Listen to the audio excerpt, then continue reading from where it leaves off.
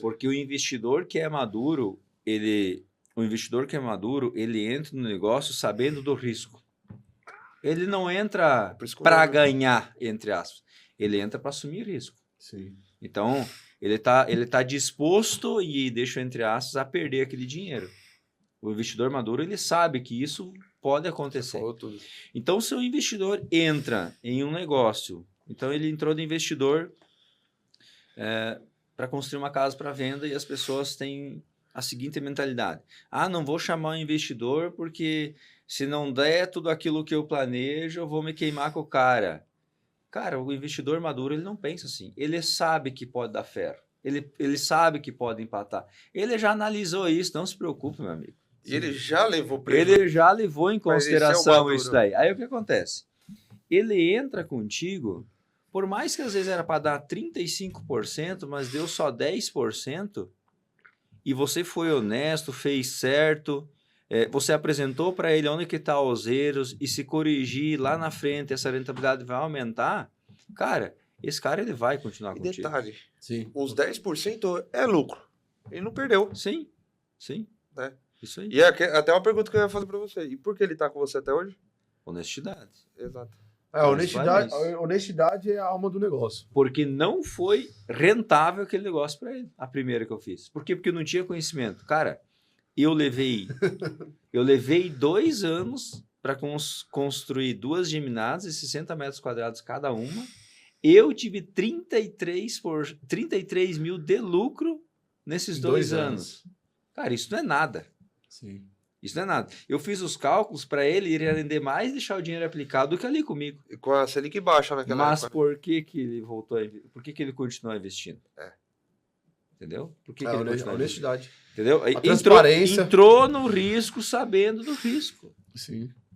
Entendeu? E tá até hoje, e até me mandou mensagem semana passada que tá vendendo um imóvel lá, quer investir mais. Eu vou fazer uma pergunta, Cris. Acho que já para engajar em um tema.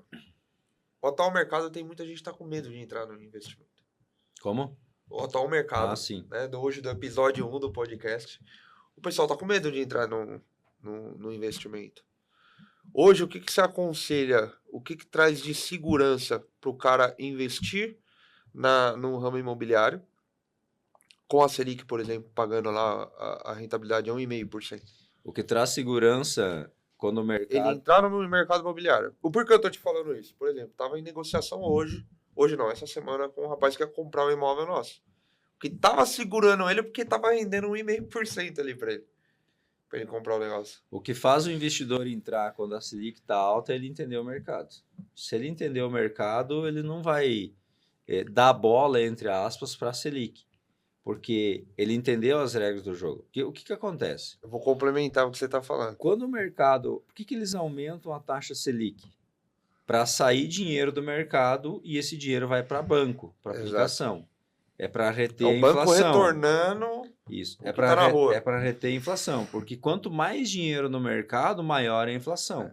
Aí o governo aumenta a taxa Selic para tirar dinheiro do mercado. Menos dinheiro no mercado, a inflação começa a diminuir. A demanda diminui. Então, por isso que o mercado imobiliário ele começa a esfriar. Né? Então, por exemplo, antes tinha 100 pessoas querendo comprar casa. Agora com a Selic, isso a 10% ao ano na Selic. Agora a Selic a 15%, não tem mais 100 pessoas, tem só 50 pessoas querendo comprar. Sim. Entendeu?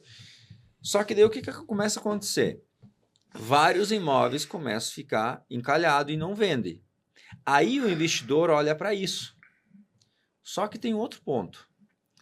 E aquelas outras 50 pessoas que continuam querendo comprar, quem que vai vender para elas? Quando o cenário melhorar. Não. Agora no cenário ruim. Porque no cenário bom, tem 100 pessoas querendo comprar imóvel. Exato. Sim. Agora que o cenário esfriou, tá ruim, não tem mais 100, tem só 50. E os 50 tem porque muita opção. A demanda não para, ela só diminui. Só diminui. E aí, por que algumas casas ou apartamentos e alguns imóveis ficam encalhados? Porque eles não são a Coca-Cola do mercado. Exato. Não foi feito um estudo, entendeu? E aí as pessoas olham para aquilo que não está dando certo. Mas por que não está dando certo? Cara, é um elefante branco lá que não vende. Entendeu? Aí, o que acontece?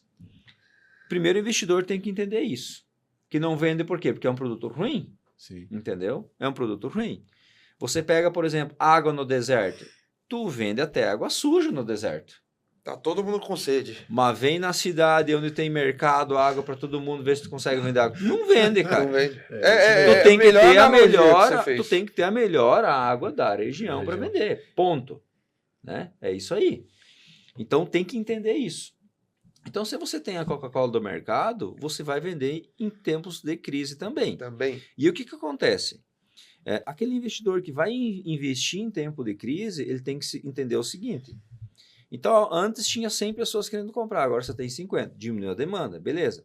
Aquele monte de imóvel vai ficar encalhado, mas tem aqueles que vendem. Cara, eu tenho mais demanda agora do que antes. Por quê? Porque antes tinha 10 pessoas vendendo, construindo para vender, por exemplo. Agora só tem 3. Entendeu? Então caiu a demanda, mas caiu a quantidade de pessoas construindo imóvel para ofertar também. É aí que tá o X. Por isso que eu fiz essa pergunta. Aí você tem a Coca-Cola. E aí eu tenho a Coca-Cola no mercado. E aí gelada na geladeira aí, né? E aí, complementando, concluindo o que tu me perguntou, por que o investidor deve investir? Primeiro, entendendo isso daí, que a demanda ela nunca para, ela continua, desde que você tenha um bom produto. E outro ponto é, beleza, agora a taxa Selic está 15%. O que acontece? Quando baixar a taxa Selic de 15 para 10 e esse cara comprou um imóvel agora, então agora ele comprou um imóvel, investidor, ou a pessoa que está construindo para vender, enfim, investiu em um imóvel agora.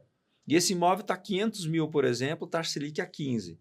Quando a Selic vai baixar para 10, vai voltar a 100 pessoas, só que daí aqui tem o pulo gato. Com a demanda baixa. Vai voltar a 100 pessoas, só que continuam os 3 construindo para vender. Até que os 10 lá voltam a construir para vender de novo, tu já surfou uma onda sozinho. É isso. Você já foi embora. Olha por que eu fiz essa pergunta. E aí, só concluindo, aquele produto, quando as taxas Selic ir para 10, ele não vai estar mais 500, ele vai para 600, 700, 800, porque aumenta a demanda, o dinheiro volta para o mercado. E aí o dinheiro, complementando o que o Cris falou, o dinheiro que estava investido a 1,5%, vamos fazer uma regrinha aqui. Você aumentou 100 mil na casa, aí você estava lá com o seu dinheiro rendendo a 15%, os 500 mil vai dar 15%, 10%, vai dar 60, 70 mil. Uhum. Só que a casa foi para 100. Ela aumentou 100 mil. Ela aumentou 100 mil. Isso aí. Se você tá Selic 15, tu pegou um dinheiro a 12 e tu deixa o teu aplicado, tu ganha nas duas pontas. Nas duas pontas. Eu fiz essa pergunta porque o que acontece? O brasileiro, vou falar brasileiro, que eu vivi e cresci aqui. Ele fica de olho ali na Selic. Subiu, todo mundo começa a ficar com medo. Efeito manada, né? Efeito manada. Aí ele tá montando ali, estudando, montando um projeto, querendo entrar no mercado imobiliário. Não, a Selic tá alta, eu vou parar. Resumindo para você aqui, que é a minha pergunta que o Cris falou, quando essa demanda, eu bato na tecla com o Silas aqui, quando essa demanda voltar, quem tiver produto na prateleira, meu amigo, vai vender. Vai vender. Que é os 3. Agora pensa comigo. Dos 10 eram os 3 que sobraram. E pensa comigo, que é o seu encerramento que você falou. Caiu para 10%. O ideal, nosso sonho é uma Selic 8%. Uhum. Né? Vai chegar um dia ainda. Caiu. Agora eu vou começar.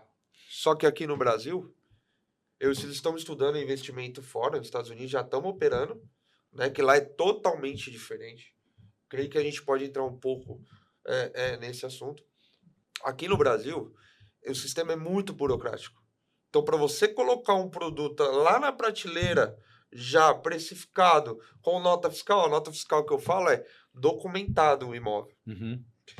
É um processo muito longo. Até lá, talvez a Selic subiu de novo. Sim. É isso. Então, não recue. Eu ia entrar com, um exemplo, tá? Eu ia entrar com 10 imóveis. Uhum. Não, entra com 5. Mas não para. Mas não para. É isso aí. Teve uma época que o mercado estava em baixa, nós lucramos mais comprando terreno do que construindo casa para venda. E esse mais eu deixo em aspas. Por quê? Porque o que acontece? Se o mercado está em alta, suponhamos que eu estou fazendo 20 casas por ano. O mercado está bombando e tal, todo mundo vendendo, até produto ruim vende nesses momentos aí, tem liquidez. Aí o que aconteceu? A Selic começou a subir, a demanda começou a diminuir. Eu não vou parar de construir para vender, eu vou diminuir a quantidade de produtos. Ou seja, digamos que eu tenho aí 5 milhões, estou fazendo 20 casas para venda, por exemplo, né? Aí o mercado começou a diminuir, ao invés de eu fazer 20 casas, eu vou fazer 10 casas. Sim. E aí vai me entrar em caixa 2,5 milhões, certo? O que eu faço? Eu pego esse caixa e começo a arrematar terreno. Por quê? Porque quando o mercado está em baixa, as pessoas entram em crise e querem se desfazer de patrimônio para conseguir caixa. É um outro investidor que trabalha nesse E aí o que acontece? Nesse momento, então, eu estou com 20 casas, eu diminuo a quantidade de produtos para aumentar o meu caixa e esse caixa eu utilizo para comprar terreno abaixo do preço do mercado. E aí, quando o mercado volta, aquele terreno que estava 200 mil e eu comprei por 170, quando o mercado volta, esse terreno não volta por 200, ele volta por 250. Sim. E aí eu lucrei aqui 70 mil reais só comprando terreno, sabendo que para mim lucrar 70 mil, talvez eu tenha que fazer uma casa de 70 metros quadrados, entendeu? Que vai me dar muito mais trabalho. Então, por isso que eu falo que em momentos de baixa eu lucro, e deixo entre aspas, muito mais em terreno. Por que eu falo que eu lucro muito mais em terreno? Porque o trabalho para você comprar um terreno é e deixar ele lá parado. E o trabalho para você construir uma casa para venda é outro. Sim. Dá muito mais trabalho. Totalmente. Então, se você comparar o tempo e o trabalho que você tem, levar em consideração o esforço e a energia que você vai colocar numa casa e num terreno, dá muito mais dinheiro no terreno. Então, a lucratividade, ela continua tanto quando o mercado está em alta, quando ele está em baixa, ela continua. O mercado imobiliário, ele nunca para. Ele só muda. Ele não pode parar. Ele nunca para, ele só muda, cara. Tu tem que entender a estratégia.